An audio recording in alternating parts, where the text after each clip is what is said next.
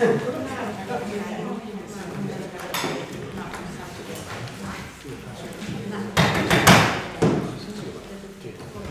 evening, everybody. Thank you, lots of members of the public. Thank you for attending. I hope you enjoy our meeting as well as we do. It's quite a long meeting today. It's a huge agenda, but we're going to get through it as quick as we possibly can. Before we go any further, before we get on to the agenda stuff as written down, I'd just like to suggest something, propose something to the council. It's the first meeting we've had in a month. And I know that the Queen has been having problems, and many people are sending their best wishes to her. We all wish that, I think, and I'd like to propose from the chair here that the council sends a letter of best wishes to Buckingham Palace, to the Queen. Agreed. Everyone okay with that? Okay, that will be finished. Thank you very much indeed. Thank you. Right then, notifications of absence. Received from councillors T. Irving, P. Smith and S. Archer. Further? No, thank you. Request for dispensations? None received, Mr. Mayor. Declarations of interest? Standard declarations in respect of planning from councillors J. Gilmore, D. Webster and M. Wilson, who are members or substitute members of the SLDC Planning Committee. Thank you. Right, Town Mayor's announcements. It continues to be very quiet on the mayor front in between meetings, because not only now with COVID, or the back end of COVID causing problems, but also bad weather has caused cancellations of events as well. For example, later in March there was going to be a Rotary chartering that's been cancelled because of damage to the golf club, unfortunately. So all sorts of things are happening, but cancelling so many events, it's quite disappointing. However, one event that myself and the Deputy Mayor did go to was the Panto, which we which we thoroughly enjoyed. We laughed and felt about laughing no end. And, the Deputy Mayor not so much, but myself shouting back as I do, because I really enjoyed Panto. In the past, having been with many myself, I totally enjoyed them. So that was really good. The other things are, I was able to go to a meeting with the Albert Twinning Association at the old farmhouse. That was very interesting. It's the first one I've been to, mainly because I don't have them very often, I haven't been to them very often. And it was great to meet other people there, and I'll continue to go and support them and see what we can do. Also, I and several other councils, or many other councils, went to the Coro presentation, a bit more of an update on their business plans. I think we all gained a bit more understanding from, and that may well come up later in the meeting. So that's Town Mayor's announcements for the moment. Public participation. We have up to 15 minutes for members of the public to address the council, ask questions, etc. Do we have anyone?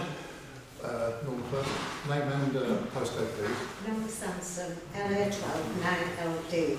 And I suppose the council do know the problem that we've had with the phone masts. I've had a bill for 200, of which I have with me, £273. I've had to have a new aerial, and Aerial assured me that they're inundated with people both here, and they've had to do some in Ulverston near the Trinity Church when that mast was turned on, and they assure me that that is the reason for the problem. Should we note that then? Councillor Webster? I was phoned last week by a resident of Grafton's Estate about this, and I've contacted Vodafone, and I've also passed it on to planning enforcement, because this would fall under planning, as I believe they've switched on 5G, and this is what's causing the problem. Okay. But I've had no reply back from either. Okay, thank you. Okay, so that has been reported to them. So. Well, I have been in touch with the mayor, with the MP at Dalton, and his agent has told me to ring within the week and give me a number to ring. Okay, excellent, thank you. Thanks. Yes. Good evening. Bob Hutton, former, now retired member of local neighbourhood watch schemes. The postcode, please. It's mainly addressed to your Could you postcode, please? yes, LA12 7 Juliet Echo, Thank you. Paisley Street. Thank you. Thank you. It's mainly addressed to your guest this evening, I'm hoping that after 2.5 years of vehicular problems, mainly caused by very aggressive driving, almost some states of trespass, speeding throughout town, in 2.5 years, people like myself who have campaigned to have it stopped or at least curtailed, have had very, very little feedback of any note from the local police. I'm hoping with our new gentleman in place that this will end and something will be done. We've been very, very badly, I feel, treated in the past 2.5 years on this issue. People like myself are experienced enough to know we're not fools. We know when a car is speeding. We know when it's excessive noise. And we know when it's aggressively and foolishly driven. I believe I would like our new sergeant to take this on board, please, and address all these past 2.5 years of what has seemed to be failure. Okay. I'd be very pleased if that can be done. Not instantly, but as soon as practicable, please.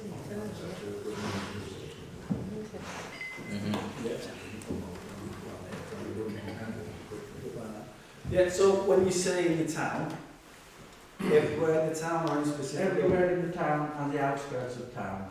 So There are worse areas. Yeah, You're sitting in one area now, actually. yeah, You're actually present in one of them. As the gentleman in front of me will probably confirm for me. Hart Street, Fountain Street, the A590 itself, all the way from Boots roundabout. Barrow-in-Furness has daytime races. Ulverston has them all day round. Okay, thank you. Thank you. Thank you. Nick Nibs, LA129GN. I'm speaking on behalf of, I'm the chair of Crofton's Community Association and also the chair of the residents group. So I'm speaking on behalf of the people who run this hall and this car park and also the residents that are affected by this car park.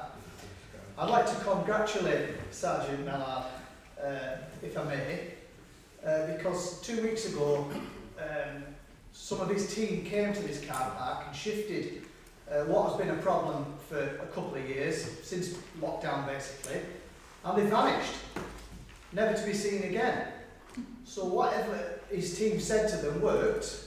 I'd like to know somehow what his team said to them, because they haven't come back, and that's not like youngsters, I don't think. to be honest, all they were told was that the car park is a private car park for the use of hall users only, and the people that were there went, oh sorry, we didn't know, and they left. Very good, So, very good. I don't know. That in particular, that time, I don't think they were actually doing anything untoward at that point. There was no engines on, there was no music, etc. But they were basically informed that it's not somewhere for them to hang out. So we'll see how long that lasts. Okay, thank you. I've been in dialogue with you, Sergeant, for a number of weeks, and I did say that it wasn't just this car park that has caused the traffic problem on Crofton's. But it looks like I was wrong, because Central Drive, what was locally known as Brands Hatch, and this car park, what was locally known as the pit stop, has vanished. It's quiet. So where they're going, I don't know. But I hope it continues. You know, I hope this situation continues, because myself as a committee member and the other committee members in this hall now are getting quite a lot of grief off residents for disturbing their peace up until and after midnight. Right. Well, when all I can say at the moment is, you know, yeah, we'll take credit, but I don't think so. We might have caught the ones that we may have caught the main ringleaders, or they may have gone out and said, "We don't go on there." The police have told us all to move on. They may have gone somewhere else. They might have found a nearby fast food restaurant or something like that. So at the moment, we can say, yeah, excellent. But I will keep monitoring it, and if you do get anything further, you just have to let us know, and we'll see what we can do. It's not necessarily going to be a quick fix, but we'll see what we can do. We are in the process of putting signs up on the Excellent. in road. Yeah. So at least least people would then know it's Yeah. just for the whole users, and a lot of people will take, will take notice of that. Right. Thank you very much. Any further issues, just let me know. All right? Great, thank you. Yes. Pat Appleton, LA129HZ. Firstly, I would like to also say that we've had problems with the television aerial. Just recently had to have it replaced, and I noticed a neighbour at the back has had as well. With regards to the speeding cars, thank you, Sergeant Mellard, for attending tonight. We don't usually get the opportunity to be able to exchange views, but I used to be the coordinator of the Crofton's group, and we were lucky in those days. We used to have a police officer attend our meetings. And I think it's so sad in the last few years that the contact seems to have gone completely. We don't see any well, I never see any officers on the beat. You see cars going past now and again. Now, I'm not blaming you entirely. I realise police cuts have been devastating, but I do think you've lost that connection with the community, and that's why it's taken so long for this to, come to light. Yeah, I can't not agree with that, to be honest.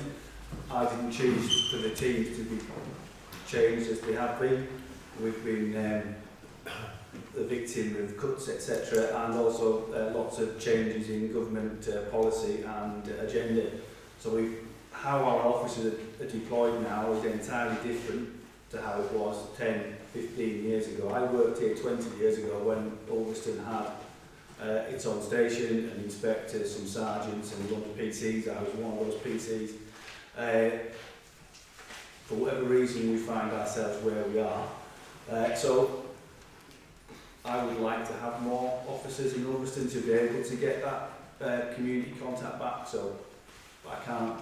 I'm far too low pay grade to actually have a direct say in that, but I just keep mourning at the chain. But yes, we'll do what we can. Unfortunately, because we cover big areas, officers are predominantly in cars now. Hopefully that will change as we get more of these extra 200 officers from operational that the government will put money toward. Thank you. Anyone else? Yes, please. Derek Bell, LA12 and apologies, it's a road safety issue again, but mainly regarding the lack of traffic calming measures outside Crofton School during the morning and afternoons. It just so happens that this morning I came very close with my grandchildren to getting run over, and it was probably 4 things that contributed towards it. There is no lollipop person at the present time, and the safest place to cross the road is away from that junction. And it's the same people who are parking on the single yellow lines, the same 5 or 6 people, I see them regularly. They take no notice of the signs or the yellow lines. And I moved about 20-30 yards away from this BMW, came across the road. I probably misjudged it slightly, but a car coming up the drive, and I didn't think it was going to stop, but it did, and I got a bit of abuse from it. But there is no traffic calming measures at all outside the school apart from the yellow lines that are faded. I stood with a PCSO one day, and he approached the car, and they just said, this PCSO said to me, there's nothing I can really do about it. He said, all I can do is call in the registration number and hope they're not insured. So I don't understand if is it an offence to park on those that yellow line.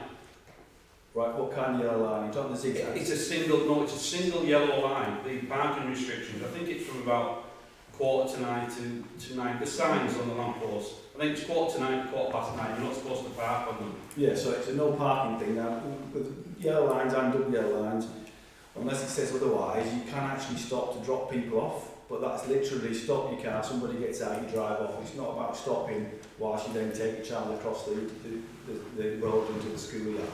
So there are ways you can stop on there. You can load and unload unless there's the dash markings on the curb. On lines like that, there are a lot of exemptions. Yellow lines in themselves, aren't enforceable by the police anymore. That's been taken over by the local, either the local or the county. I think it's the county council, their own street parking, as it's called. So where we can deal with is unnecessary obstructions. So that's a difficult one on a wide road. The school, realistically, so the school has no zigzags. No zigzag lines outside the entrance. There is, Right, so you're not that part on the side of the school. Yeah, so you're not allowed to stop on those at all. No, but the majority of the problem, and I'd say it's the same 4 or 5 cars every morning, they park on the other side, going on the left, going up. Yeah. You know, the school do have these little, little men that they put out most mornings, but, no one seems to take any notice of it. I think just by the grace of God, there hasn't been an accident yet. Yeah, so this is Crofton's primary, yeah? Well, both, the junior and the primary. Right. So you can find it's an urgent clear. Is it? Okay. Okay, thank you. It's then we can't go. So, well, I'll have a look at that. And we'll go to the school as well and see if we can get the school to do anything letter-wise, but we'll have a look at that and see what we can do. Thank you. Thank you. Anyone else? Yeah, Okay. Yes, please. John Wright, LH12, 9HZ. I'm on Rowan Avenue, and just before Rowan Avenue, there's a big house on the corner, and there's a sign outside, British Racing Mechanics, and they're working on the cars there, and then they test them up now at Rowan Avenue. I think that's sometimes we just went, one of you went and said, So, be a bit careful. so this is Rowan Avenue. It's Rowan Avenue, yeah. Sorry, what they do? Sorry? What they do? They're testing the cars out, racing them up and down. Right, okay. Yeah, and they come outside your house and they're revving away and off they go, and they go all around town and up until 2 o'clock in the morning. And what sort of time does it start? Or is it all day? All day, Okay. yeah. Thank you. Lovely, thank you. Thank you. Anyone further? Okay, thank you. Yeah, very useful. I mean, I could just say it's just showing how pleased we are to have Constabulary here this evening. It's very helpful for us. Thank you. It's okay. Really helpful. Okay, item 6, minutes to approve the minutes of the previous meeting on the 17th of January. Approved. Yeah, I agree. You all in agreement? Thank you. Thank you. Well, item 7, we do have a part 2 item, which I think most people are aware of. Is it okay that an agreement that is discussed in part 2? So moved. Yep. Thank you. Agreed? Agreed. Thank you.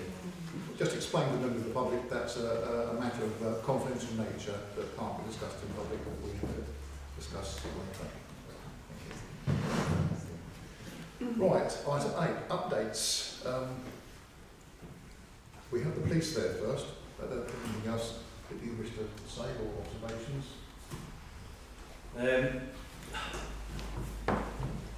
Well, I don't know if there's any more questions to come my way. It's just, yes, so I am here now. Say I have Ulverston and the Lakes to actually have responsibility for, so I work out of both stations, sort of on a bit of a random basis, just to keep everybody on toes. So I'm hopeful that we'll be able to work and try and solve some of these issues. I can't guarantee that we'll do that, but we'll certainly be working towards making Ulverston an even better place. Ulverston is a safe place to live, and it is a low crime area when you compare it to other places. So please, Ulverston is still a great town. Like everywhere else, it has its issues, and there are a few and there's a few minority of people who can spoil it for everyone else. But on the whole, Ulverston is still a good place to be. Thank you. Just very quickly, I was going to say, any questions from members of council? Yeah, I'd just like to back up the gentleman who was talking about Croflands, because we live on Meeting House Lane, and the problem is that they park right up on the end of Meeting House Lane to Mount Barrow Road, right to the corner, right on the corner, and there is single yellow lines there. Yep. There is restrictions there that they can't stop, but they don't take any notice, and also they double park on the pavements. Sometimes you'd never get an ambulance through because it's just jam-packed.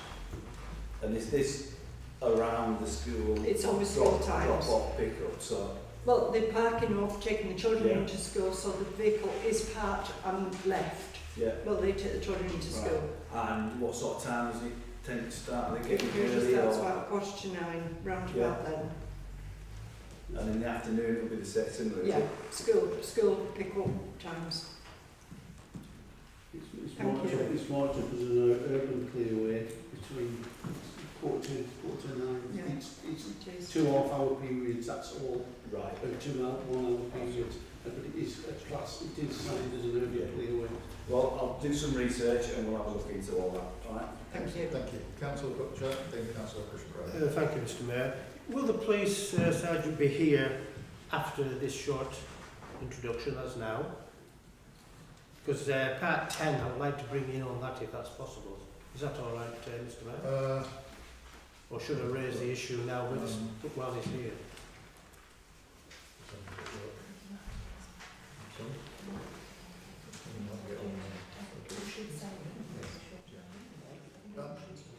Yeah, okay, very, very quickly, because then the police officer can get away if that's dealt with. That's fine, yes. Please.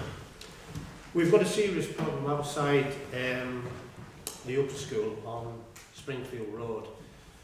I won't go into the coaches side, but a lot of the cars there are doing the same thing. They're parking on the pavements as well and on the road. It's not just a case of dropping off, they're arriving there probably 10-15 minutes before time. It's creating a problem. We've also got a lot of speeding on that road as well because of the crossing over traffic. It's trying to avoid the lights and it's going down the rat runs now. So I think we can link, if you can, it'd be grateful if you can link that in as well, please, with the Croftland School as well. Yeah. Would that be possible? Well, we can do the research and see what we find. So just quickly, so I'm not reading on your shoulder. The idling coaches kind of thing, there's not No. on that. No. I take it vehicles aren't being left unattended with engines running or anything along those lines?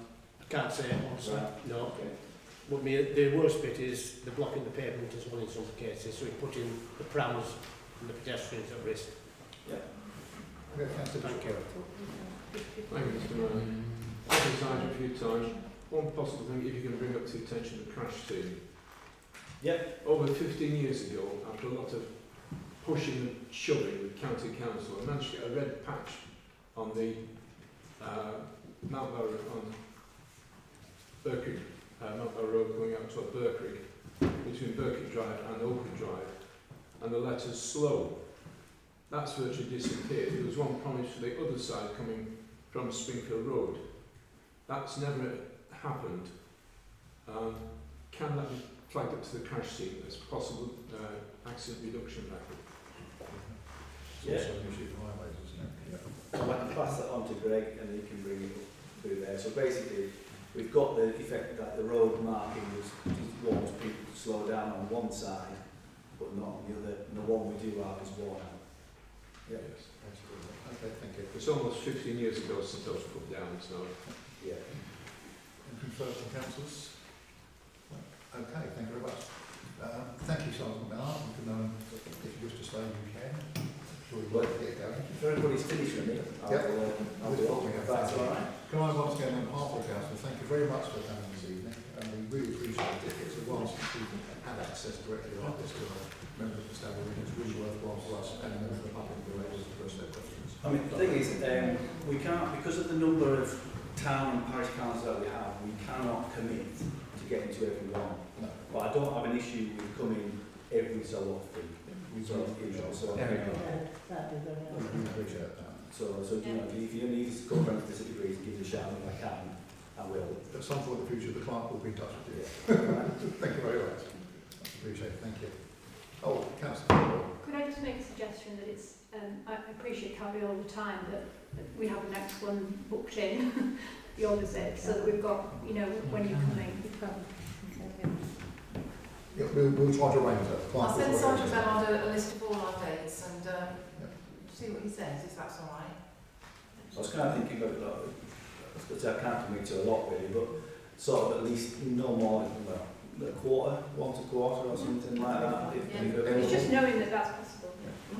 Anything, we can save them all up. That's it. There's not enough of this to sort of be able to go everywhere, and if I do it regularly for one, there'll be an expectation very well as I can't physically fit all that.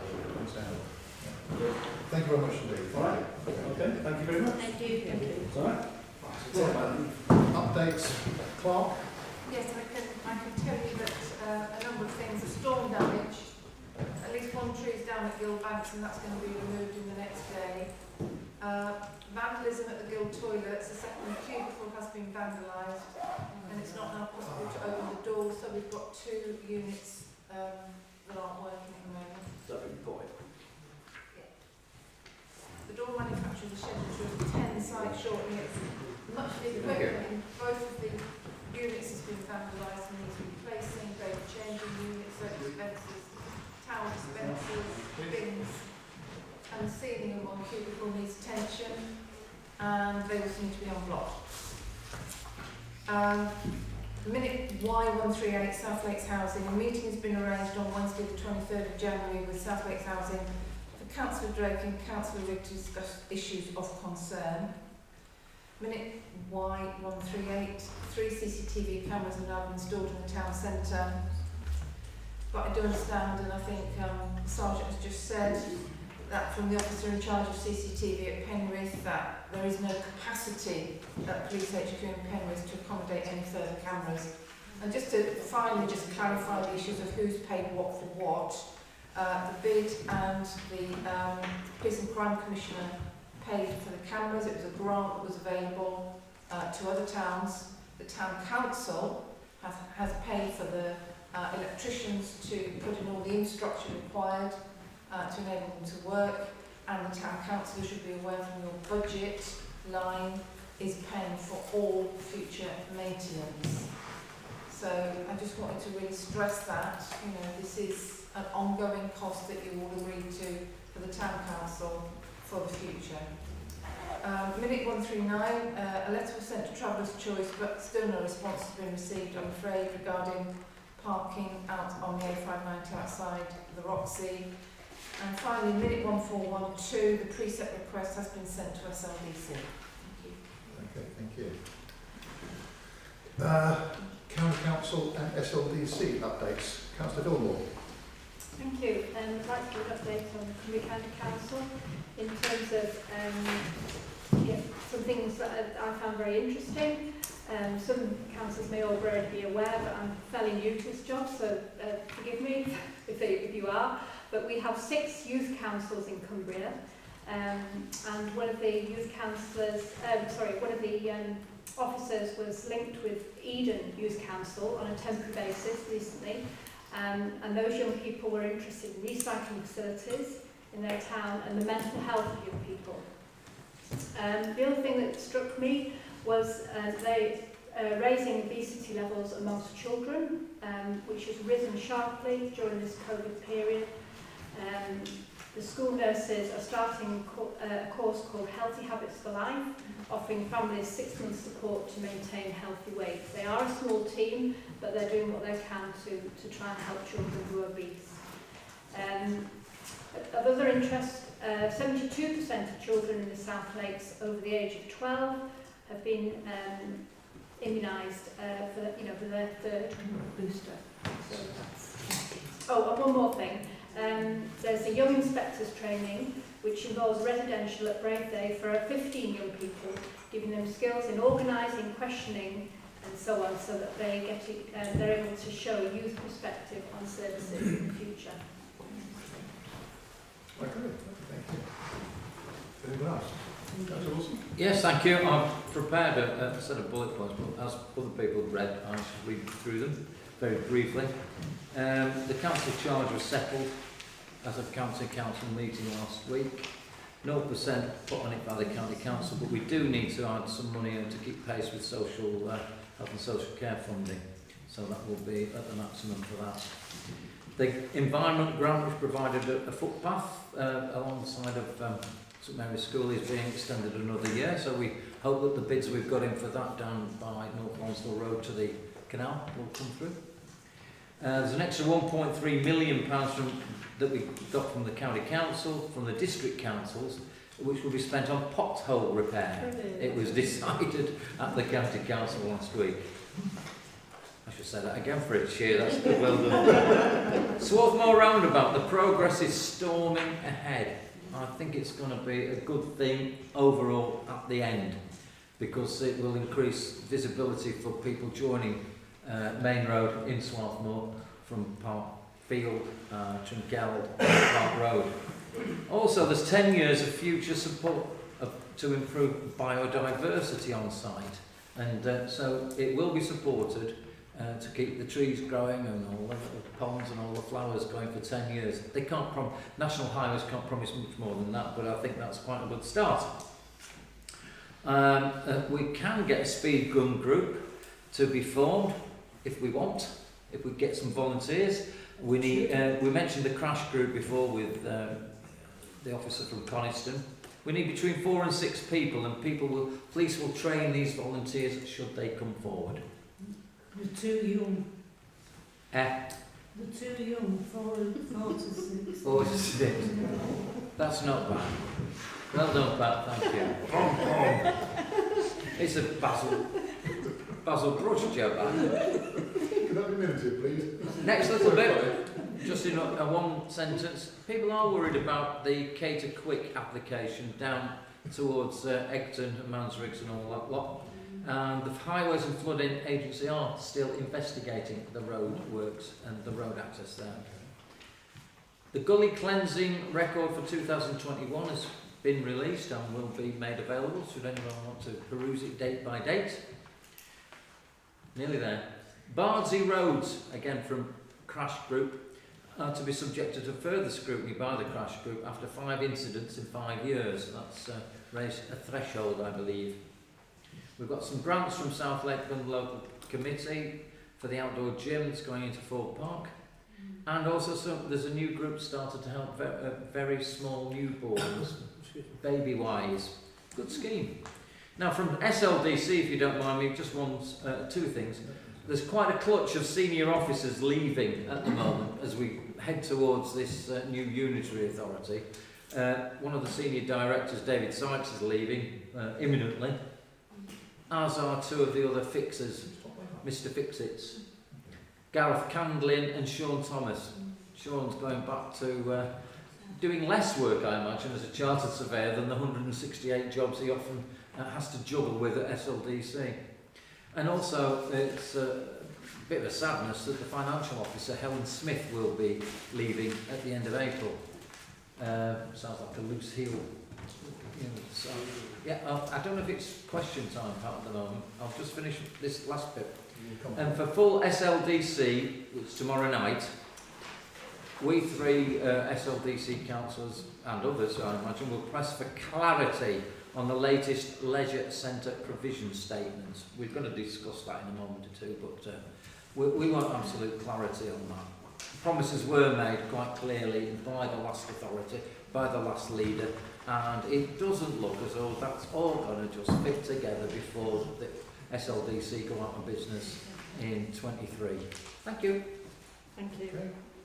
Thank you. Please. Thank you, Mr. Mayor. I'll be interested to see if any of this 1.3 million for potholes is coming my way.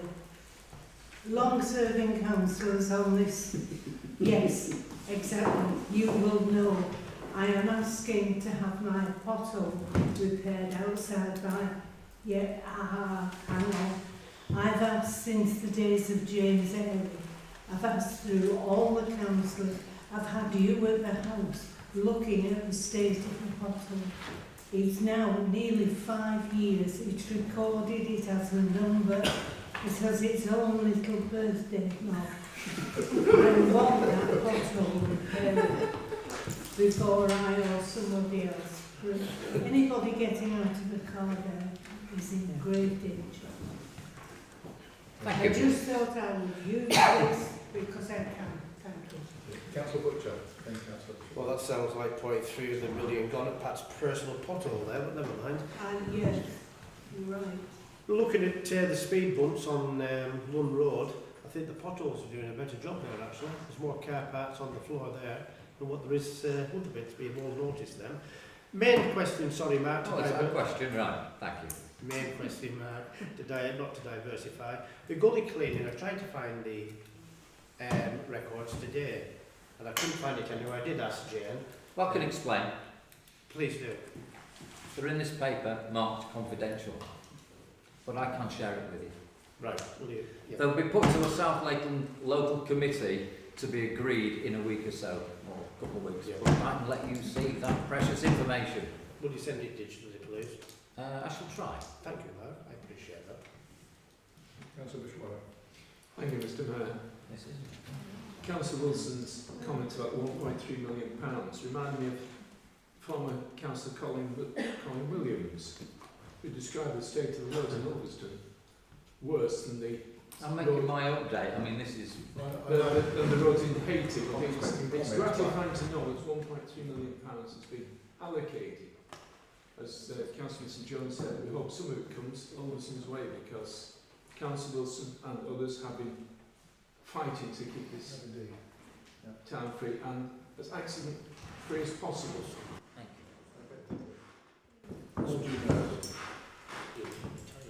Any other SLDC updates from SLDC councillors?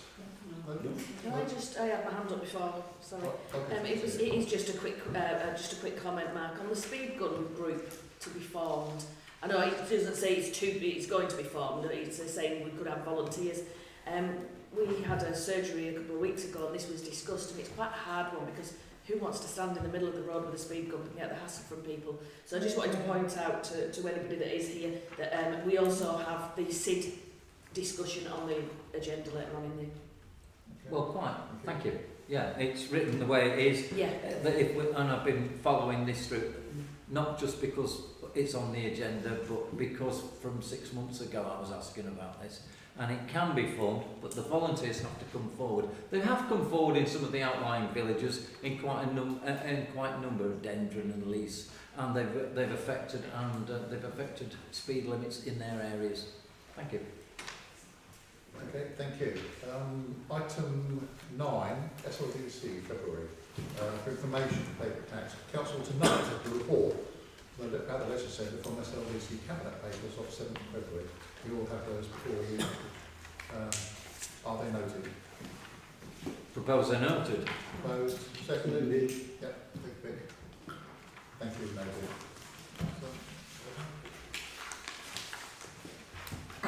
Right, item 10, Councillor Butcher, parcels to be dealt with. Thank you. It is a big issue, this. Because of the roundabout at Swarthmore, we get a lot of traffic now. Cutting through, taking rat runs. They're coming down Merswick Road. They're coming on to other roads as well. We've addressed the areas which are seriously most important, and one of them, if not two of them, are the school roads as well, on Springfield Road and Burkett Drive. Cars are parking there, they're bringing the children there. I don't know why they have to come so soon, or why the children can't walk, a lot of them. It's not the right way to do it. Some of them's only travelling a few hundred yards, if that. The cars are parked at the side of the road, there's traffic flying past. It is a serious problem indeed. And as was just pointed out by a member of the public, it's not funny at all. It's seriously big issue here. We're going to get worse. So I think we do need to address this.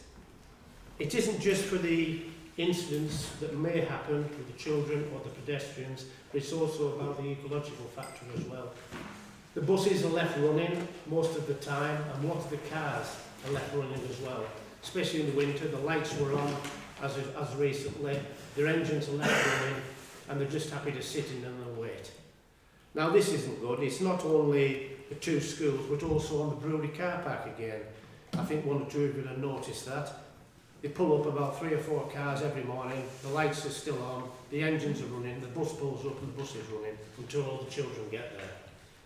It's not good. I don't see why they have to do this, and this is why I put this, and hopefully we can agree on this.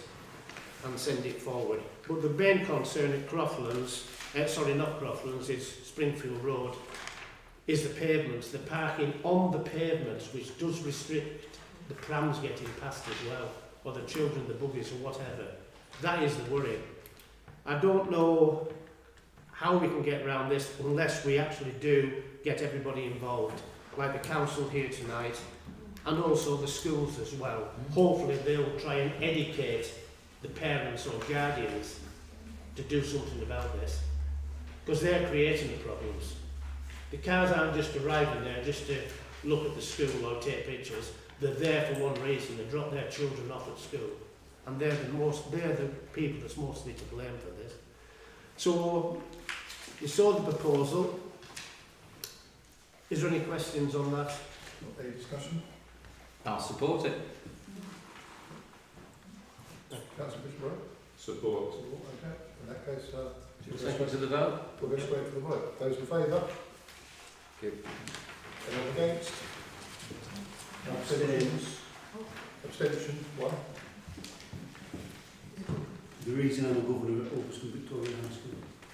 I didn't ask for the reason. No. Okay, thank you. Item 11, charge my streets, Councillor Wilson. Yes, thank you. It's quite brief. I would seek that Council write to SLDC requesting an update on some e-chargers, these, electricity charging for cars, that they've recently fitted in car parks. And that's why the members of the council, SLDC, were not informed of this, together with information on payment and length of visit. But it's a bit more than that, really, because the residents that speak to me, they want to charge their streets in the streets where they live, not just in the car parks at Little Union Street and or up on Dalton Gate, which we're unsure as to how the charges will go and pay to park there. There's a whole host of reasons.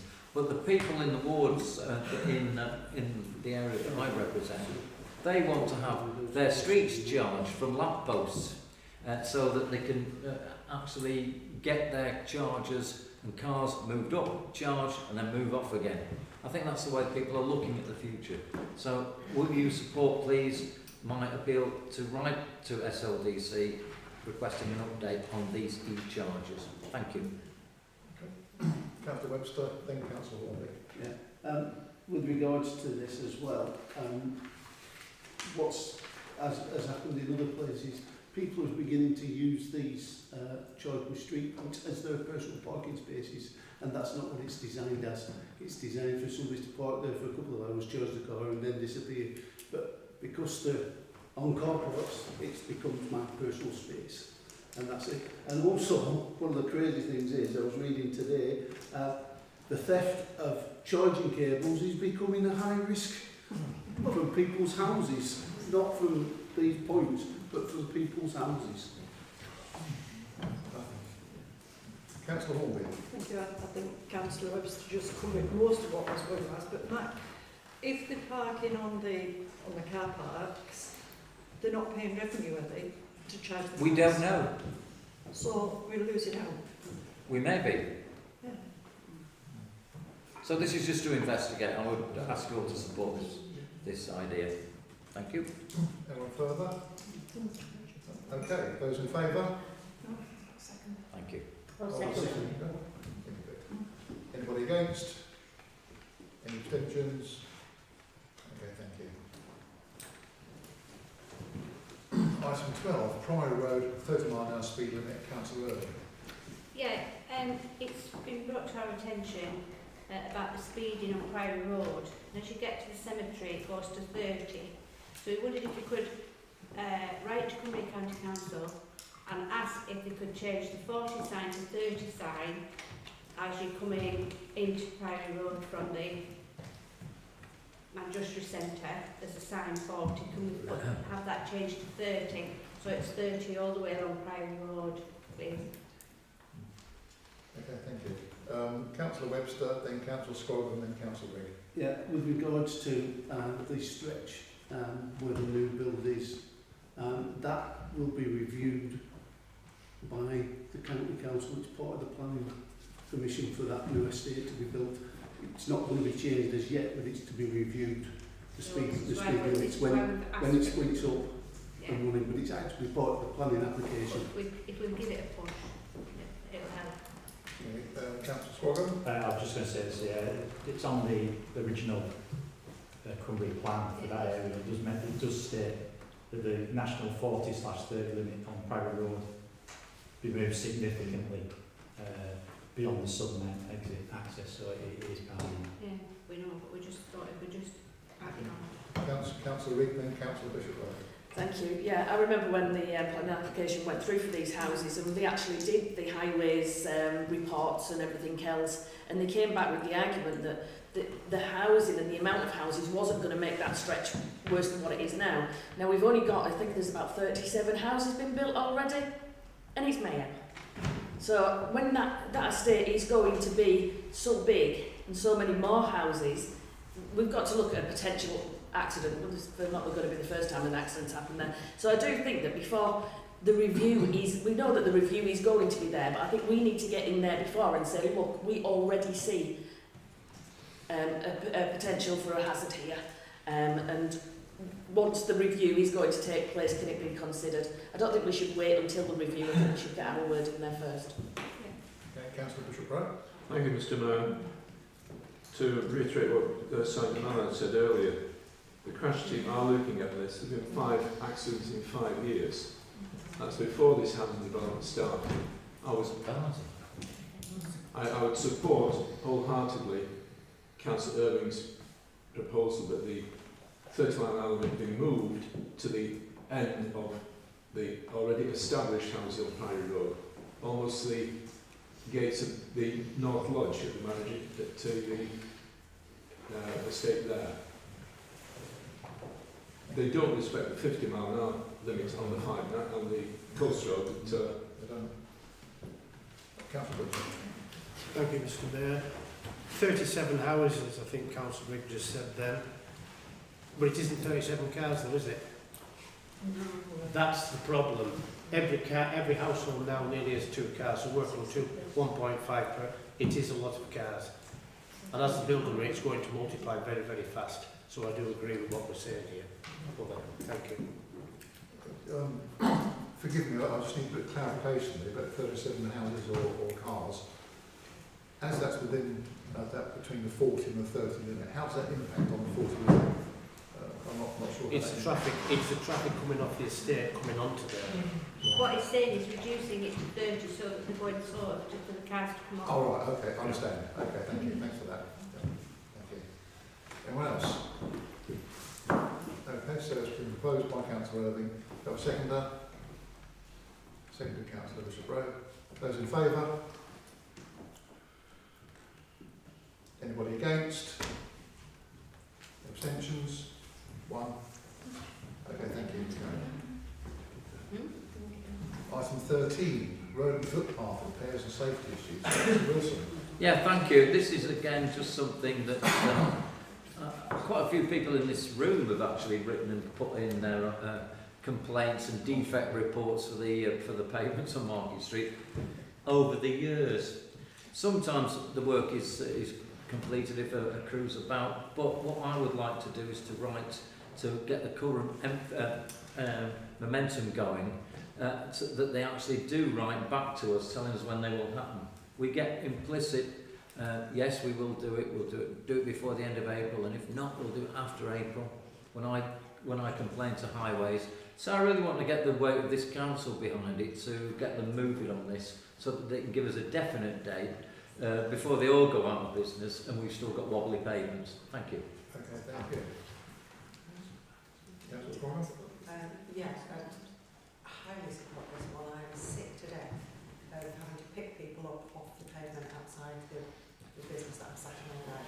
And there have been at least 2 in the last 8 weeks where I've had to bring them in, sit them down while they recovered from the injury that they had. I've reported at least 4 times now just on Market Street, and several around town. All I get is a response, yes, it's been recorded, they'll be with it as soon as possible. And I suggest if they can't fix them, I want to start filling them in with plants and flowers because at least people will see the hole there. Okay, thanks, Councillor Butcher. And then Councillor Bishop, right? Yeah. Thank Mr. you. Mayor. No, Councillor Butcher first. I'm sorry.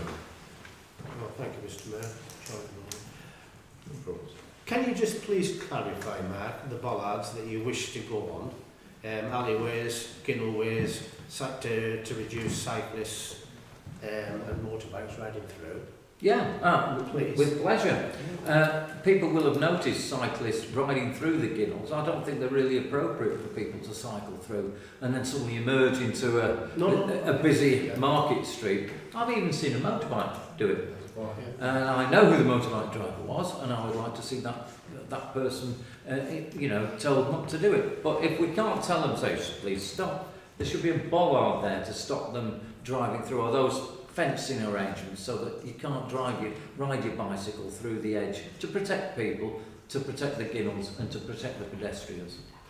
I see where you're coming from now. Thank you. Now you've explained that. But how will we get prams through and disabled scooters, mobility scooters through there? In the normal manner.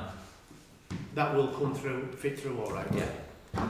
With staggered barriers as you get when for pedestrians. Like on road walk and stuff like that. They're not meant to keep people out. They're just meant to stop people driving right through them. So that will sort of push right down in theory then, will it? Or, yeah. They'd have to get off. Right. Some cyclists just cycle the wrong way down the hill in Market Street as well. It's pretty appalling to see it happening when we all know, and it's usually adults actually, that won't get off.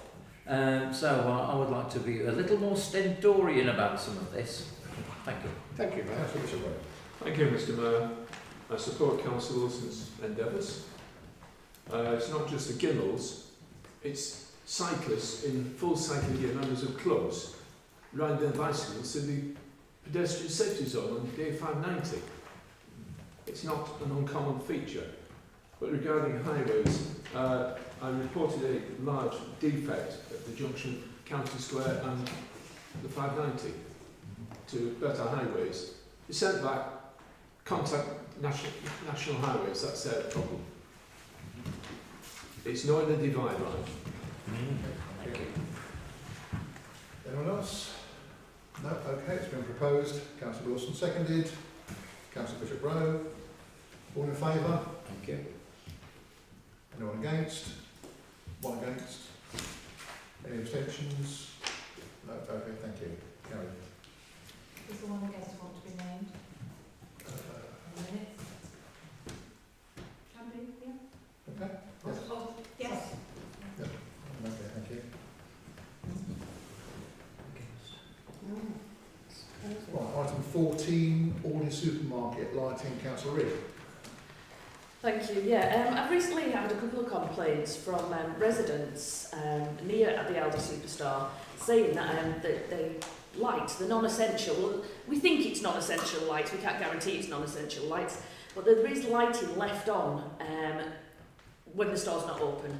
So we just thought that as a council we could write to Aldi Superstore and just ask them if they could, to request that they switch off all non-essential lights when the store is closed. Because obviously we all know the energy use can have an impact on the environment and the climate, and also you don't want them blaring through your windows when you're sitting in your house in an evening. So I just think it's not rude to ask them, but I think it's just a polite request that they switch them off, and hopefully then the lights are not essential lights and will be turned off. Okay, thank you. Comments, discussion? Seconder? Seconded, Councillor Butcher. Discussion, those in favour? Those against? Any abstentions? No, that's it. Thank you. Right, item 16, purchase of a portable vehicle advisory sign. Councillor Reid. 15. Oh, sorry, 15. My apologies, I ticked the wrong one earlier on. Fallen Tree Dragley Beck, Councillor Wilson. Thank you. I've been wandering about a lot lately, but I do know where I'm going, and I get home safely, so that's quite good.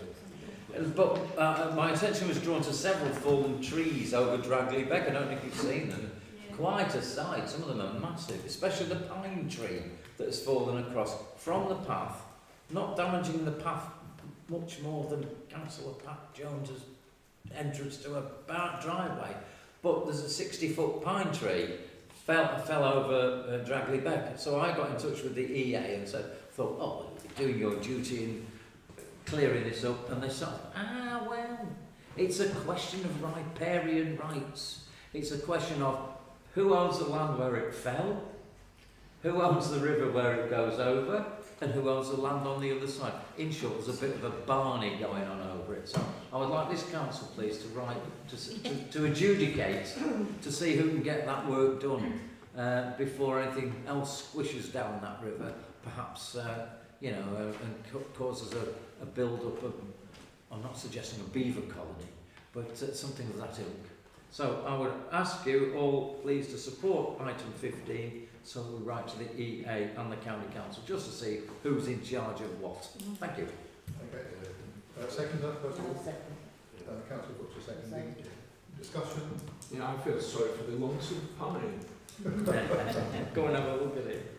If it keeps rubbish out of that back park and anything else, I'm all for it. Any further comments? Okay, those in favour? Those against? Abstentions? Carried. Right, now item 16, Councillor Reid, Portable Vehicle Advisory Sign. Thank you. Yes, as various members of the council have mentioned this evening, the speeding in Ulverston is at its peak, I would say. I don't think we've ever seen it as quite as bad as what it is at the moment. We say it's because of Crossmill roundabout. We haven't got proof that it is, but we're just looking at what's been happening and why this could have come into, why it's come into action. But recently there has been a couple of SIDs, as we call them, which is, well, vehicle activation systems, I think it's called, something like that. Yeah. Which is the lights that come on to say what speed you're doing, or sometimes you can have, we haven't had them here, but sometimes you can get them with a little smiley face on or a little sad face on them.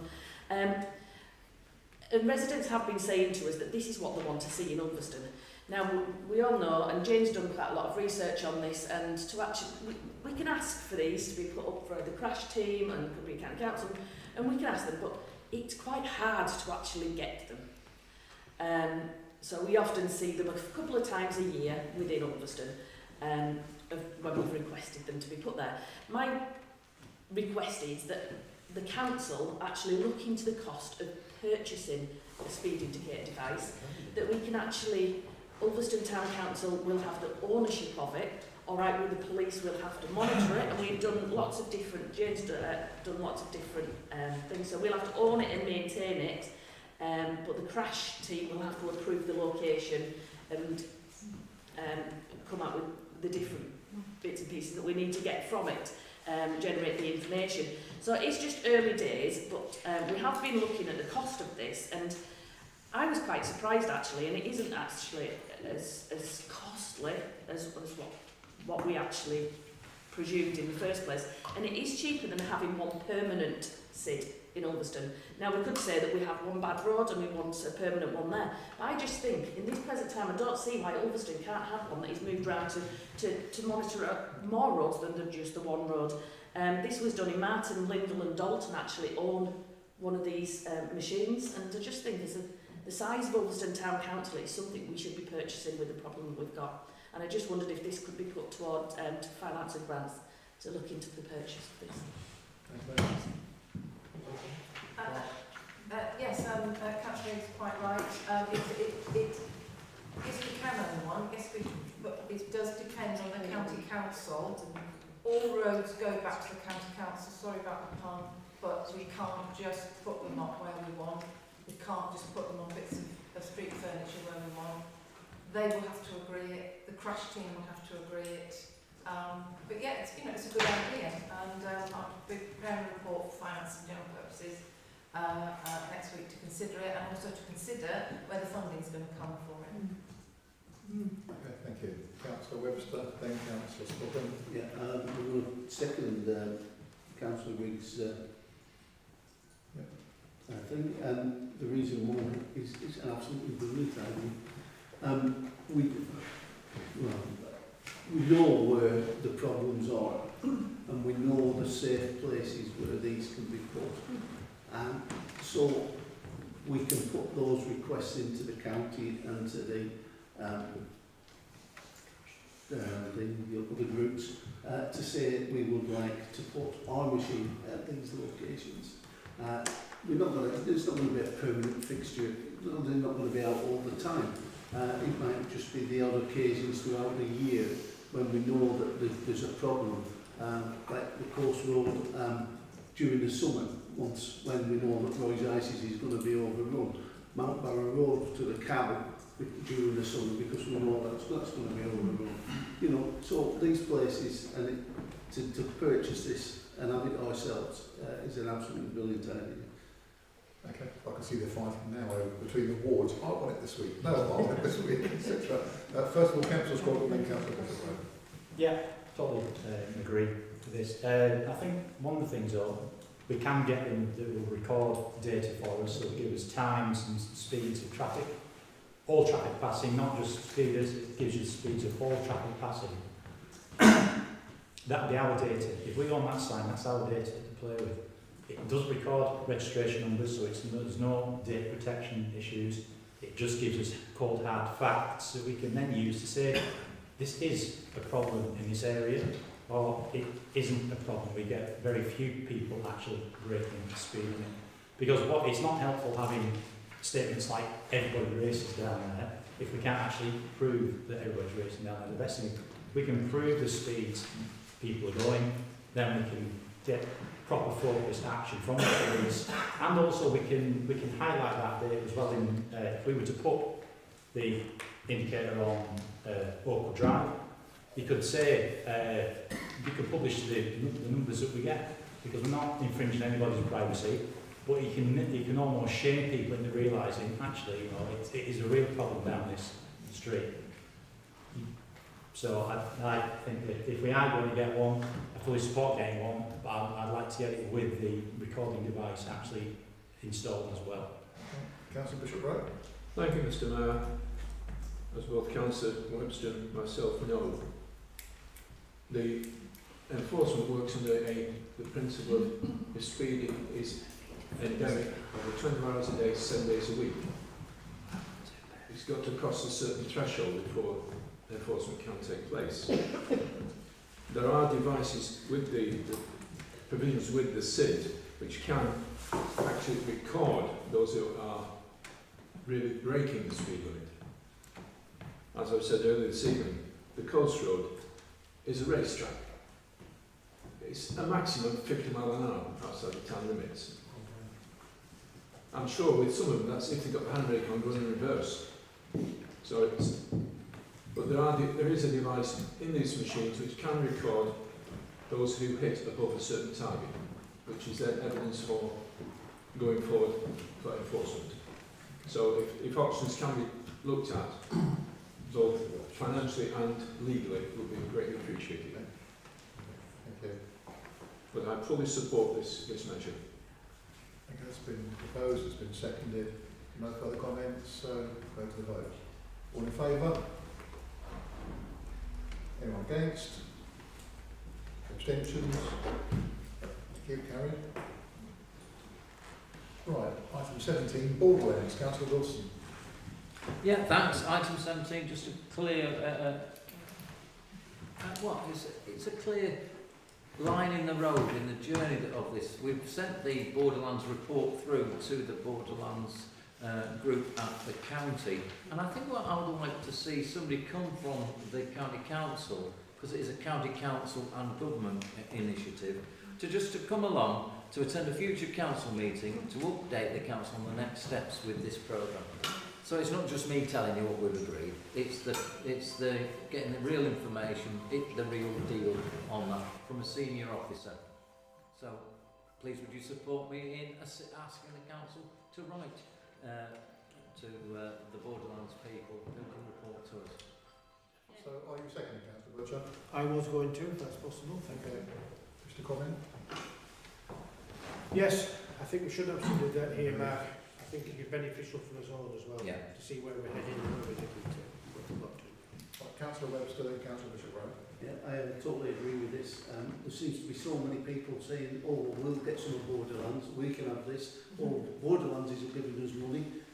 Nobody's getting any money yet, you know, and it needs to be somebody to come along, as Marcus said, and to explain to us what is going on, because everybody seems to be reaching into this honey pot that isn't there yet. Thank you, Mr. Mayor. I also support Councillor Wilson's proposal. The sooner the better before the authority disappears. And the one thing I would like to know from this officer, whoever it is that comes, how much top slicing is going to take place, because that affects what's left in the pot for the rest of it afterwards. So it's been proposed, it's been seconded, no further comments. Okay. Those in favour? Thank you. Anyone against? Abstentions? It's carried. Item 18, SLDC budget. Councillor Wilson. Thank you. Yeah, similar thing really, to ask the 151 officer really to report to us on the intentions of SLDC with their spending. Tomorrow we'll be looking at 200 pages of their budget planning. But I think what I would like to bring along to this room, to the residents and the councillors here, is what they intend to do for us. What did the Romans ever do for us? What will SLDC be doing for us right up to, and they call May the 6th day 0 for this change to the new authority, and they call April the 1st next year day 1. So I want to know what plans they're making to put the money that they have to make a plan for, they have to agree, they have to stick by various rules that we think we've agreed. We've seen them agree in the passing on. But we want to make sure, and I would like to see a senior officer come along, possibly before she leaves the service, to come along here and speak to us about the budget plans for Ulverston. Seconder? Second, Councillor Irving, seconder. Comments, discussion? Councillor Wilson? Wilson. Councillor Webster? Not changed that much. W. It's one of these things that, as Mark said, 200 pages on the budget. It's actually 600 pages, roughly, that report the council tomorrow night. Which is an awful lot of reading. But when you start digging into Ulverston itself, there's money there, and then it's not there. We were promised 9 million, 2 million from Blackthorn, 9 million from the district, and then they came the cheek to come and ask us for $500,000 to make up the money for the leisure centre. This was 5 years ago, 6 years ago, and then lo and behold, they did a revaluation, and all that the leisure centre now comes in at about 7.5 million.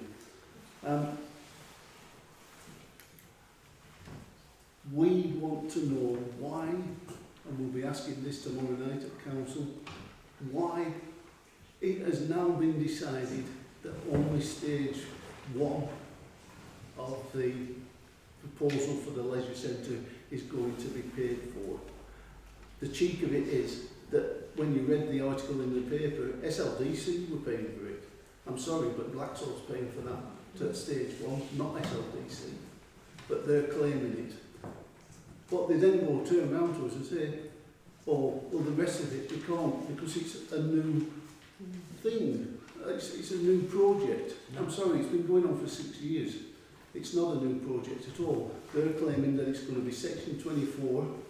So we want to know why they are now turning around, taking away the promise to the Ulverston as normal and kicking at Ulverston in the teeth by not putting forward that they will support that proposal for, even in principle, for the complete leisure centre refurb, even when it goes to the new unitary council. They are not going to put it in principle, and we want to know why. And we'll be asking that tomorrow night, but this is the woman who must have made that decision. I'm assuming you're seconding it? Yes. Excellent, thank you. Councillor Bishop. Thank you, Mr. Mayor. Some answers I would like to know, not being on the district council, I don't have access to those papers.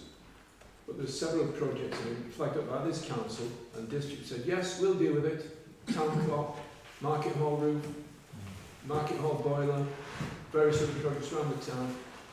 Yet when you start looking for the figures, they're there, big zeros, but no ones in front of them. Yet Kendal recently totally refurbished their town hall, and lots of other places in the town are within the principality, because you see we get every damn thing and we get nothing, similar to the other outlying parishes. So I fully support whatever efforts our councils can raise and put pressure on the district council to honour their pledges to Ulverston, instead of just taking money out of us. Very good. Okay, thank you. Councillor Scorborough? Yeah, I would absolutely agree. And I'm looking into the figures for going back to as many years as possible to see what the percentage per head is for the spend on Ulverston compared to other areas like Kendal. Because I would like it in black and white, just to say we're not making this up. Ulverston is getting a really rough deal on this. It is overlooked, and yeah, we should be going. So yeah, I would definitely support something down, even if it's just to explain themselves. Okay, it's been proposed, been seconded. No further comments? No. Okay, those in favour? Those against? Abstentions? That's carried. Thank you.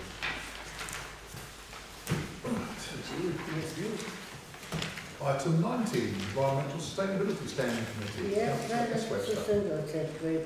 This is just a note for all members that the green carpet tree planting at Little Hall takes place on Wednesday the 9th of March. All members are invited to attend, and that's from 10:30 a.m. Eco-Fair Coronation Hall is Thursday 17th of March at 11 a.m. And the Eco-Fair film at the Roxy is 2040. That's Saturday 19th of March at 5 p.m. And there will be a meeting next week for members, the 3rd of March. Thank you very much. Thank you. Can I also just add to that the tree planting is going to be really interesting. I think there's going to be a fair number of trees being planted by many people, including myself, and we have a little Lieutenant Colonel coming down to plant a tree as well, so we're very pleased about that. So it could be a great event. Schools are going to be there and everything. Councillor Jones. I resent the imperative marking of all members are invited to attend. It smacks of Russia. If you notice, it is underlined. It is. Are invited. Do we need the imperative? Are we not just gently asked to join? There has been some questions, haven't there, if people were invited and what have you. I suppose I think it's been put down that everybody's invited, and the council's all invited to attend if you want to attend. I feel impelled by that marking. I don't like it at all. Well, I think like most people, you can choose to come along, Councillor Jones. I don't care. I feel the hand of authority over it must be me. I must be sensitive. It's just underlining to draw people's attention, that's all. You are a sensitive soul. It's not that council Bishop Road, she wants that tree planted in the pothole outside the house, that's what it is. That's it. Well, that's in my head. It would help Councillor Jones to get there if the rail track was up there. Okay, thank you. That's item 19 dealt with. Item 20, Item 20, this is just general F&GP business.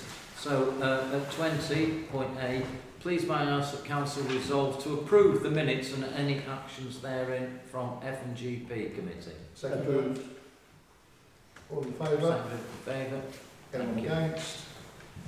And B, 20B, Council to resolve to approve the bank statement, the reserve account balance and bank reconciliation. Do we so resolve? Approved. Agreed? No against? Abstentions? Thank you. Part C of this is SLDC road closure orders. That council seek to approve the recommendation. That council do approve the recommendation from Finance and General Purposes Committee to write to SLDC to complain about high charges and onerous red tape for festivals and other groups when applying for road closure permission, and ask for a far more straightforward and transparent process. Can I seek approval for that? All agreed? Anyone against? Abstentions? No. Thank you. Thank you. This one, D. Ulverston Community Enterprises. Council to approve, please, the recommendation from Finance and General Purposes Committee to pay the £10,000 grant to the Coronation Hall following the meeting with Ulverston Community Enterprises and the production of the business plan. Seconded. Agreed? We'll vote for. Those in Anyone favour? against? Abstentions? Excuse me, could I just declare an interest in this, so I'm not voting?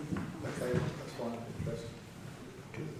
So, where are we Yeah, at? that's what I'll take it again then. All agreed? Thanks. Anyone against? Abstentions? 1, 2, abstentions. Okay, thank you, that's passed. Thank you. E. This is quite another one that's coming to fruition. Multi-use footpath, the canal to Next Ness. The council approved the recommendation from Finance and General Purposes to proceed with phase 1 of the works on the footpath and commission a group called Sustrans to develop the technical drawings and apply for planning permission following a £10,000 grant from Cumbria County Council. May we approve this? Seconded. Seconded, agreed? Agreed. Anyone against? Abstentions? No, agreed. Thank you. Now this is F under item 20, planning and conservation area. Now there have been some issues, and following these issues and concerns with some planning applications in the conservation area and elsewhere, most recently at the old police station, council please approve the recommendation by F&GP that council write to the head of planning at SLDC, chair of planning committee and the portfolio holder to complain that the conservation area is potentially being compromised and ask for this to be robustly addressed. Evidence will be supplied by Ulverston Civic Society. May I seek the approval of council to take this action? Councillor Webster, all agreed? Anyone against? Abstentions? 1 abstention. Thank you. And lastly at G, payments. Please, council, may we resolve to approve the monthly payments and we'll assign 2 councillors to authorise payments. Okay. Do you want to organise that, Mark? Yes, I have 2 people, if you come on Friday, because the account officer is not in the office at the moment, or do it by email. Either way is fine, it's up to you, depending on who wants to do it. 2 volunteers? All put your hands up. Email is fine if you don't want to. We'll come in on Friday. Friday morning, thank you. Everyone okay with that? Yeah. Okay, thank you. Thank you. Right, on to 21. Planning.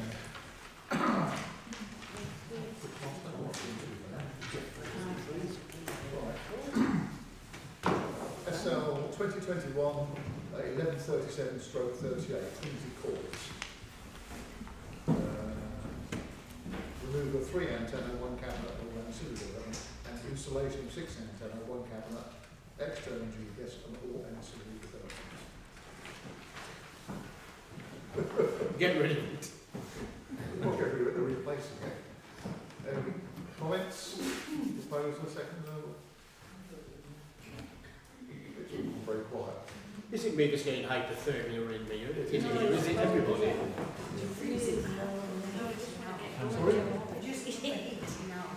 It just says some pictures around it. Yeah. The radiators are hot. Okay. Are they? Yeah. You need to move around more.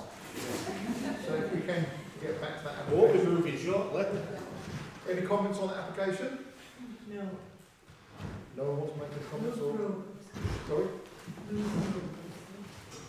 There's a television programme she wants to watch. So no recommendation made then? Could I ask a question, Mr. Grass? I'm trying to look in on the District Council magic machine. Yeah. I cannot find whether these are internal or external aerials. They're internal. They're all within the spire. The setup there is their antenna within the spire at Trinity. They're just behind the louver, so where the bells would have been on, that's where they are. And they have an equipment room with cabinets at the very bottom of the building, at the bottom of the tower area. No objection. Might even come to reception. Sorry, what company is it? It's a company that does it on behalf of Vodafone and EE. Might improve reception. Well, can we take a vote on that then? Anyone in favour? Yeah. Anyone against? Abstentions? Okay, thank you. That's passed. Council, you've heard tonight all the complaints from residents about the loss of television signals because that has gone online, the same company that's putting this in this tower. And I'm putting 5G equipment instead of 4G. Anyway, item 2022-0022, 3 Mullins Lane, single-storey rear extension, extended kitchen and dining room. I propose this for the 20th room. Yep. Okay. Second. Can I just say that when I looked it up, I did note there's a letter on there that SLDC have already agreed it in a letter dated 14th February. Yeah. I just noticed that on my notes. So Well, it's it's not, already been discussed that. That's been done. 2021-1082, Homeview Apartments. Internal alterations to increase number of apartments 14 to 16. Councillor Reid? Thank you. Yeah, this was on the agenda last time. I think it was last month. It was either January or February anyway. It was probably different apartment numbers, but I still request the same as we said last time. Any alterations that they do and any work to do to please keep the external area tidy and safe. Everyone agreed? Yeah. Okay, agreed. 2022-0045 and 46, Ivy Cottage, Straight Rebecca. Demolition of outbuilding, replacement of single-storey extension, internal alterations, replacement of 2 external doors and widening of gateways. Councillor Jones. I agree with everything that Peter all said in his letter, and I think we should wholeheartedly support him. Okay, further comments? Councillor Brown. this property is right on the edge of Dragon Beck. 2003 was completely flooded. 2009 was completely flooded. The occupants have, at their own expense, the rather extensive defending walls. So that the building that they're asking to demolish is the residue of the damage from those 2 floods. So it might improve their property. The gate into the path is rather tiny and not very fat. Okay. Just before we come to Councillor Jones, anyone else wish to comment? No? Councillor Jones? There's already evidence that they've removed gates and windows that stood idle in the cottage, so they've gone ahead and started it. And this ingress into the cottage is not the right way. It's going to be horrible. Sorry?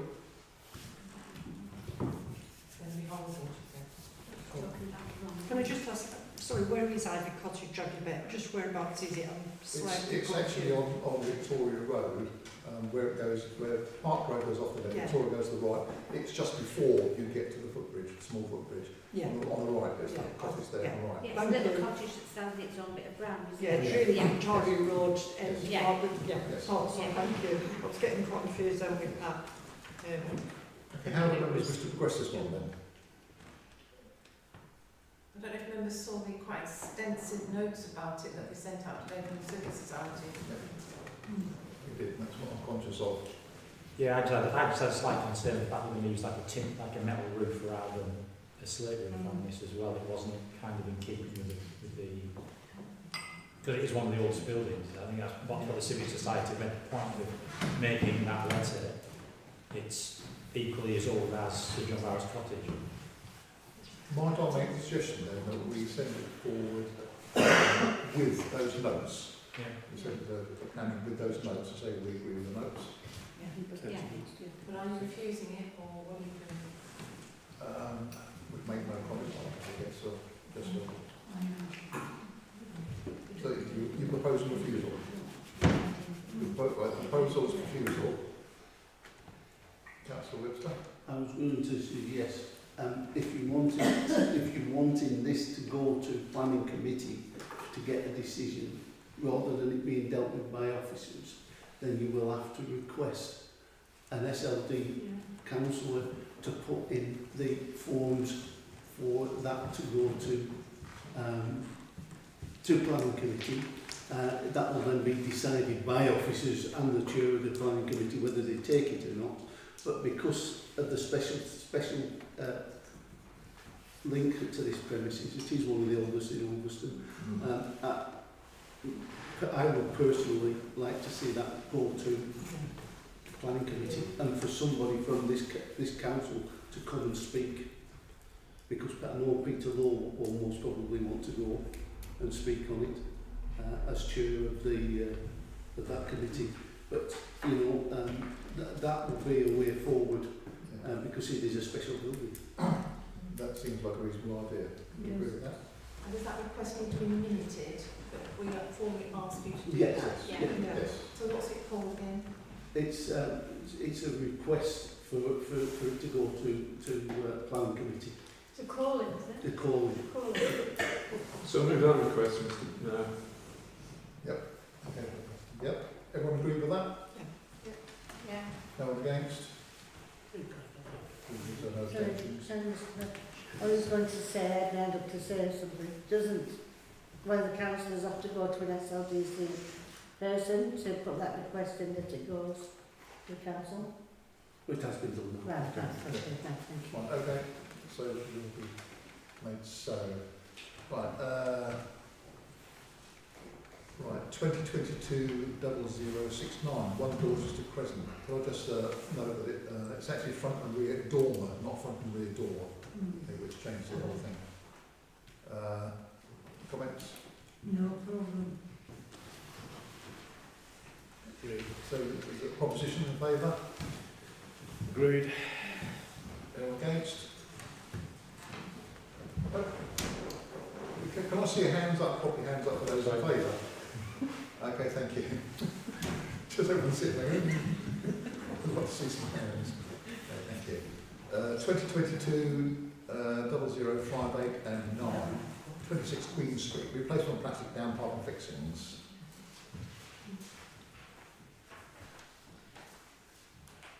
It is plastic, Mr. Mayor, they're asking to do, but to get hold of cast iron now. I know that actually the existing one is a plastic one as well. It's a direct replacement of the existing one, the one the same colour but slightly larger diameter, because it won't handle water flow. The narrow one won't handle water flow, like this, it drains the two buildings. I prefer a warm shower than a cold one. Sorry? I prefer a warm shower than a cold one. Propose it. Support. I've no idea. No idea what it is. It's probably because of listed building, I think. Councillor Bray, hand up. No, so I was just going to agree. Oh, okay. Okay. Agreement? Agreed? No one against? No abstentions? Thank you. Quite simple on that one. 0104, Citrus Lime, Lantern House. Proposed extension and remodelling works including new ground floor, office and storage extensions, new bin store, first floor roof terrace extension and 3 new roof lights with an existing fixed roof. Councillor Bishop Road?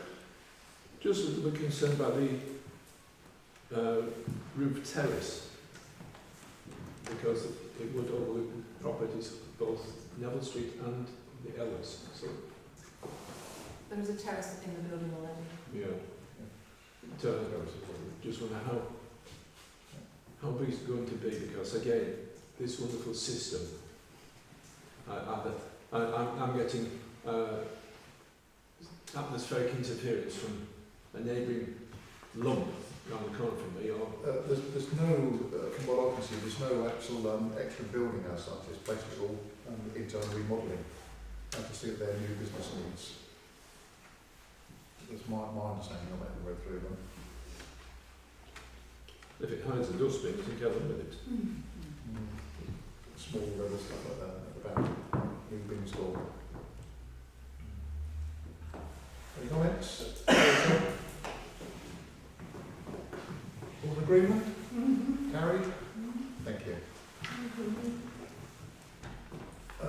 2022 0120 Ford Park House, variation conditions. This is to do with a couple of the windows on the upper floor. I have myself looked at the plans, and the problem is what they're saying is that if they replace it with the original idea that was agreed, they have to start taking out a lintel that's above the window that actually damages the fabric of the wall outside as well. So they want to replace it with a window that looks the same as the rest, but a slightly more modern one that will fit in there. They want to do two at the front and two at the back, which is why there's two applications there. Any comments? All in favour? And against? It's carried. I said the second one's identical, just covers the back of the building, not the front. So, in favour? And against? Thank you. Right, 2022 0109 Level House replacement windows. What's they replacing them with? It's windows that look the same as they are, similar, but the issue is at the moment, because they've been replaced particularly Piggledy, and the windows don't actually match at the moment. So all the windows that we replace up, they all match. But there's also the issue of they're not glazed at the moment, double glazed. And of course it's right on there for like 19, they get the noise, all the intrusive stuff, etc. So they want to replace that to make it more soundproof and better heat qualities inside, things like that. Councillor Biffle. It would be similar to other properties in that area that have had double glazing fitted. The Abbeyfield house as well. Yeah. So it would be. No. There's nothing outrageous about it at all. There's literally very make it look the same, all the windows the same, and quite frankly, all the noise and pollution going on with the attempted demolition next door. I don't blame. Okay, all in favour? Anyone against? Thank you. Better time than I thought. That's great. Item 22. Other matters. Items members wish to be debated at future meetings. Missed one out. Sorry, Bob. Okay.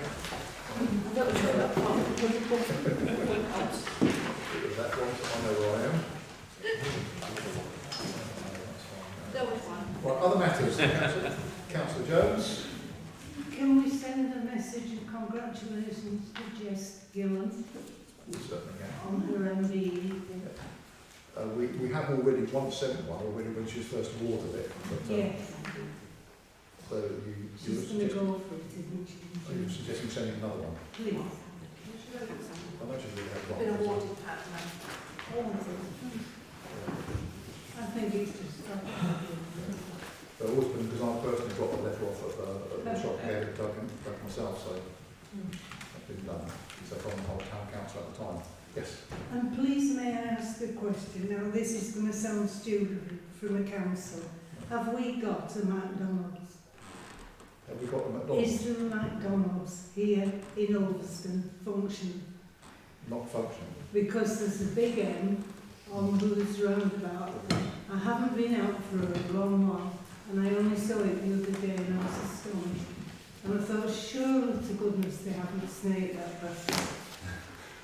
It's nearly there. It's nearly there. If we're nearly there, have we got Nearly finished. It's- Nearly finished. The building's nearly finished part. It'll be open probably in the next 4 or 5 weeks. They do the fitting out at the moment. Yeah, I knew where it was going to be, but I thought, well, No, it's there and it's going to finish. they haven't driven me around there. But they will deliver. There will be. Not long ago, wherever you were, Matt. Councillor Bishop Road. It's a pity, Mr Mayor, that we don't adopt the same planning regulations they have in Bergen in Norway. They are allowed to put a small 3-foot square black notice on a wooden frame, on a white frame, and that is it. Yeah. So we probably improve the street lighting if nothing else, but that's about all. And many places, even in this country, they are made to do small signage in conservation areas, etc. And if I remember, when they came up talking about the signage here, we did say that we didn't want one of the very big ones. But we only wanted one on the totem at the entrance, and that's what they've done. They wanted a big one. So we managed to get that down just to that one on top there for what they actually wanted. Pity it could be on the canal. Well, there we go. I see there was a photograph of it with the hoard protruding from the middle of the Ems. It's a rather suggestive photograph. Right, any other matters from anyone? No. Okay, great, thank you. Right, then we come to the second public participation. Then for the public wishing to speak, we have 2 there. Stop. Yes, please. Thank you, Chair. Mr Knightsider. Andrew Hudson, LH Road 9, Esquire. It's about various issue of footpaths. Not technically speaking public footpaths, and that's part of the problem. There's 2 in South Ulverston. I think become de facto ones. One is disused railway line between towards West End Lane and Sunside. The problem there is that there are also a path from Sandhall to West End Lane, but it's impassable in winter. But this one is being used. There's no sign to say it's a public footpath, and there's no. You've done the pyramid on the maps as that. But I found out last year you could get through it having problems, but I think it probably needs legitimising. The other one that's coming to use is Blackshot Sports Ground along the edge of that. Technically you're trespassing there. But it would be a good idea to legitimise it rather than having people going down the road, walking down the road to Canal Foot, because also it would probably help to have a sort of circular wheelchair friendly path around the Canal South Ulverston and to London Hall. Okay, yes, go on. I'm Samson, LH Road 9. The week before last, the Coronation Hall had its first coffee morning for a large amount of time, and the people in this town were so thrilled to have it open again, and it lifted the spirits of the town. And I know that economically things are not good, but I just hope you all realise how important the Coronation Hall is. Can I just say, over a period of the last year to 18 months, we've had many discussions about getting coffee mornings going with a slight resistance on occasions, but we managed to get them to do that. We're very pleased about that, and I'm sure they're pleased to have that feedback. Thank you. Nick Moons, LH Wealth 9 I'd just like to second what Councillor Butcher said earlier about idling coaches and idling engines outside carriages outside the upper school, sorry. And I may have misheard, but I thought Sergeant Pellard said there was nothing you could do about that. I've just had a quick look, and apparently if you unnecessarily idle your engine, you are breaching section 42 of the Road Traffic Act 1998, and it's penalised with a fixed penalty fine. And that is if you're in the car or not in the car. So that may be something to look at. There is something they can do to stop idling engines, because I think they're pulling up in them coaches at 3:10 and leaving them running for 20 minutes, which is unnecessary.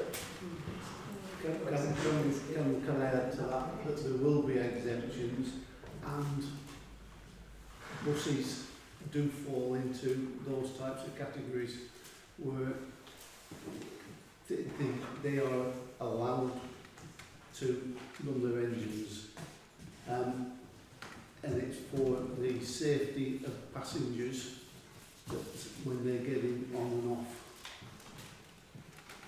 But, as I say, there will be exemptions and there'll be stated cases, no doubt from bus companies, laid in on that sort of principles.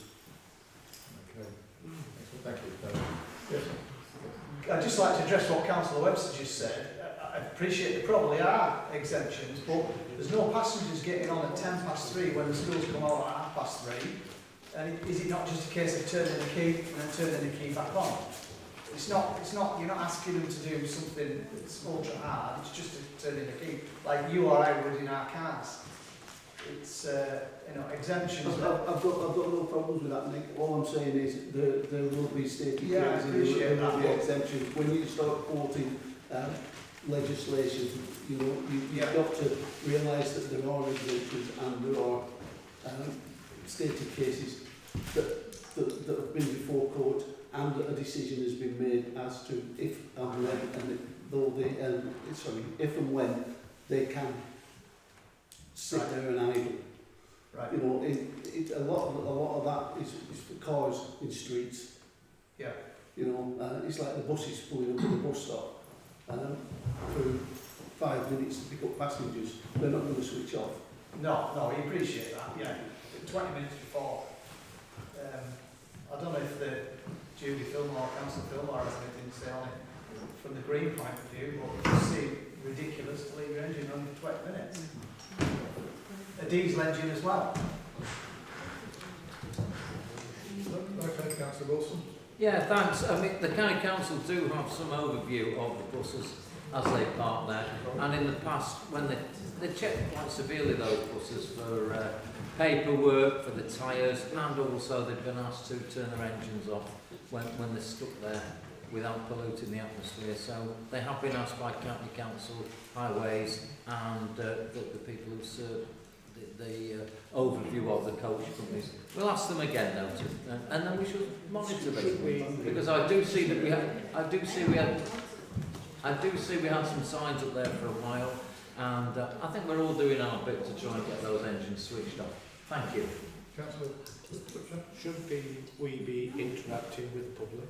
Yes, we should, yeah. I thought, Mr. Mayor, that this would go for questions rather than a debate in chamber. Right. But it seems that people have got answers or provide them. No disrespect to the public, but... No. Thank you. We'll come back later, that's all. Any further? No. Okay, thank you. That then, date the next meeting, 21st of March, 7 p.m.